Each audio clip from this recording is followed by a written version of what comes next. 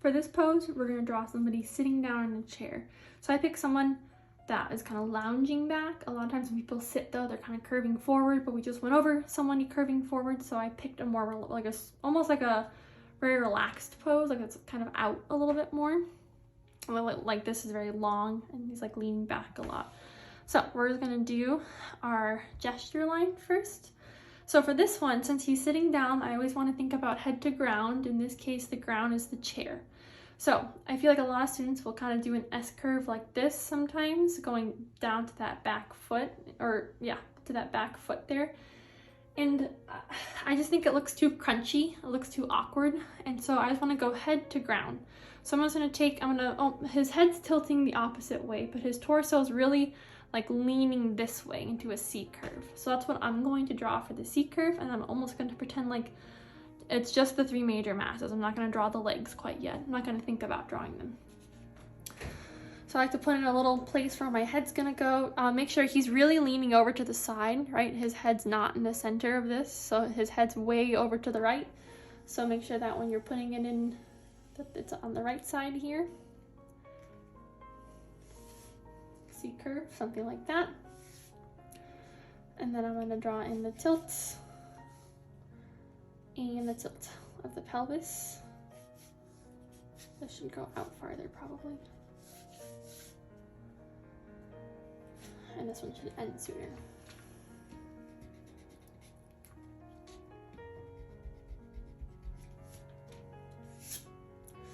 I'm gonna go back now and do my head measurements. So I have my action line that tilts, and then do three major masses. The head's really tilting this way, and then the brow is really tilting this way. So it's not straight. His head is not straight up.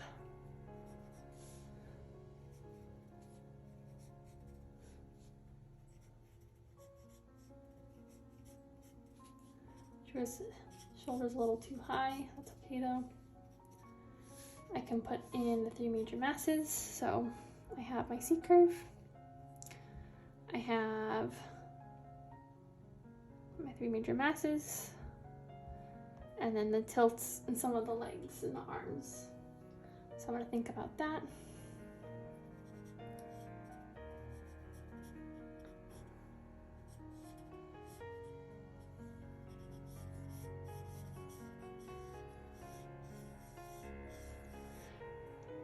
I break things down to a lot of straight lines, but it's very good to draw through the drawing and like think about the curve of the rib cage and the curve of the pelvis. So just kind of try to get this circular shape, you know, try to make that egg shape, but you can also break it down into straights wherever you need it. So since he's sitting down, I have to ask myself if I can see the top or the bottom of the box. The bottom of the box is the part that you sit down on, and the top of the box would be from your hip points and then across the side of your pelvis to like the back side of like where your dimples are. Like that's the top plane of the pelvis. So since he's sitting and slouching back, what that means is he's taking the top part, he's taking his hip points of his pelvis and almost pointing them towards his face. And since he's sitting, I can't see the bottom of his box either. So that means I would only see two sides of the box. So this would be an instant where there'll be two instead of three. Those do happen, and usually they I don't want to say always, but they almost always happen at sitting poses.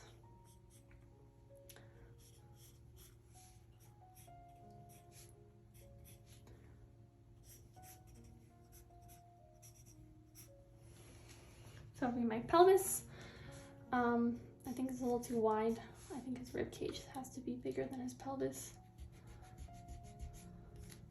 Something like this. Thinking about kind of how this would curve and then go up for his stomach here, and his belly button would be about there. Bean shape, stretch on this side and then pinch on this side. I think his pelvis is in front because he's leaning forward. He's like kind of pushing his hips towards me. And then I'm going to do the legs. You want to take into consideration where's this knee at versus the arm.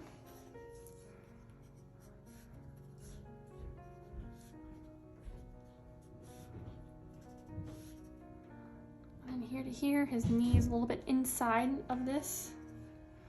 Super foreshortened here. So foreshortened means something looks long, but it's turning either towards you or the camera or away from you or the camera.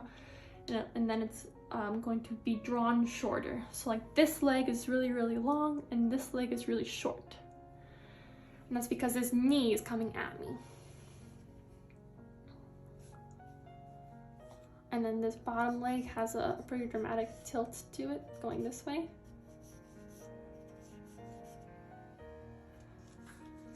And I can put a little mark in for where that bottom foot should go. And then going out this way, 1, 2.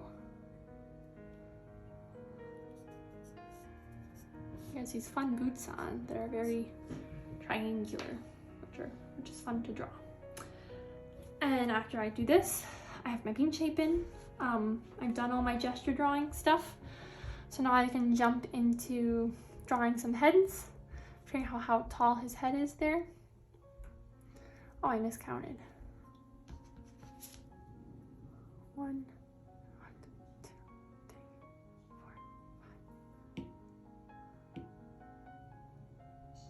4, 5. He's only 5.5. I got confused right here.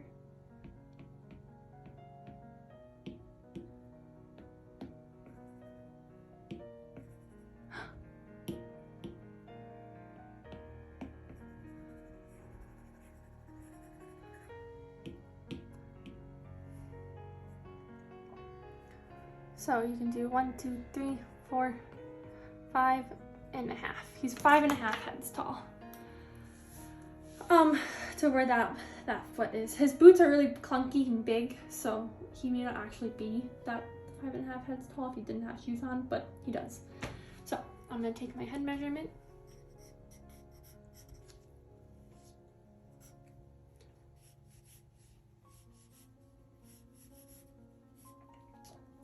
One, 2, 3, 4, 5.5. So I drew him as 6 heads tall, so that means my legs are too long again. So I'm gonna go back and make his legs shorter. 1, 2, 3. Let's see, him sitting down is about the bottom of that pelvis. 1, 2, 3. Mine's okay. 3, 4, 5, 6. Move his legs up to here and here.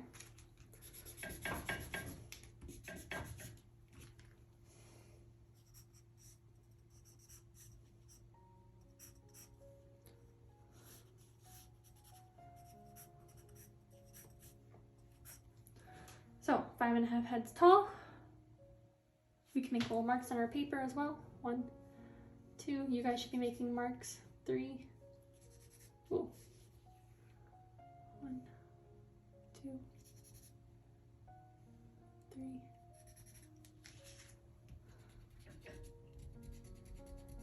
This pelvis might have to be moved up a little bit.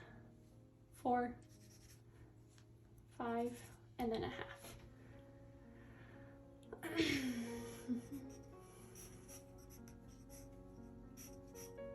So sometimes I think it's hard to know, like, what should I change about my drawing, what's incorrect about it. And so as far as head measurements go, if it's 5.5 heads tall, it has to stay within that. It can't, like, you have to move everything inside of here to match however tall you want your drawing to be. So you have to just kind of visually, I know like around 3 is where the bottom of the pelvis is. So that's how I knew I needed to move the bottom of the pelvis. It just kind of depends on what you're drawing to like know what you should change. So then from here, we can do, oh, I did a measurement to figure out like, he's like leaning over a lot. So like he's pretty much primarily in this top corner. So let's do a halfway point. He's 5.5 heads tall. Ooh, my measurement is different.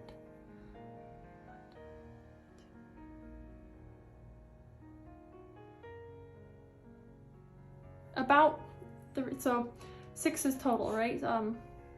If halfway was 3, so it should be like right around where his pelvis is at. It kind of depends if you're including the hair or not, because he has pretty hair. but right around the pelvis is about halfway. It's a little bit more in from that, so it's a little bit more higher. Should be halfway for here. And then halfway for this, right? I took a measurement from here to here is his shoulder. So if I put the shoulder in right here, this is going to be half. So that means that his body's really slouching over this way. His knee should be over here, like that. So just make sure his shoulders on the right side and his pelvis is about halfway on the pelvis, about halfway of the whole drawing. And then from here, I can do my envelope shape. So that's the shape going around all the body, like this. So from his head to his shoulder, head to his shoulder. He has his suit on, or it's really baggy, and like this scarf. So my mentality is, if it's a part of the figure, you're gonna put it in the block in. So I'm gonna just include the scarf and like the sleeve of his jacket and stuff, because it's gonna help me draw it better. There's no point in trying to not draw it now and put it in later if it's gonna help me visually draw it now. Oh, this is blackened. I'm doing envelope shape. Okay, here to here, here to here, here to here. So this knee has to get, this is almost a straight line. So this knee really has to get moved over from where I originally had it, here to his shoulder, and then up to his head. So that's my envelope shape. And then I can go back and do blocking.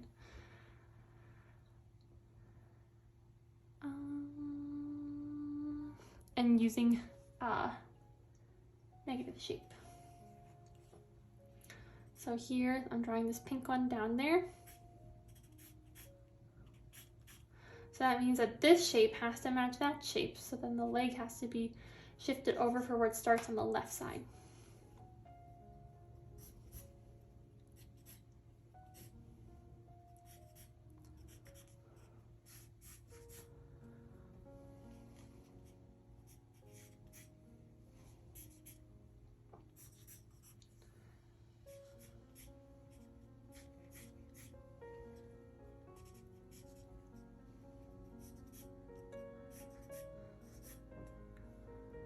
Look at where his knee's at compared to his head.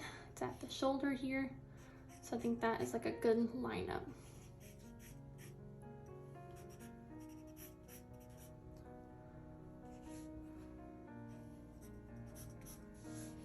So let's draw his beautiful hair. A little bit more justice.